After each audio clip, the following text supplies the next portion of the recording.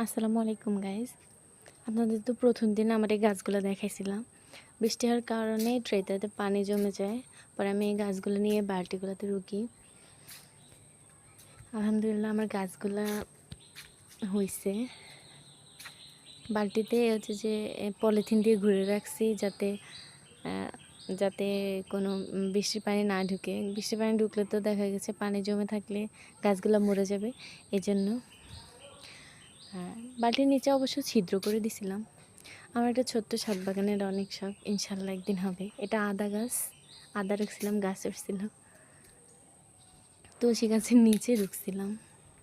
এটা হচ্ছে চেরি ফল গাছ, আলহামদুলিল্লাহ আমার এই গাছটা হয়েছে।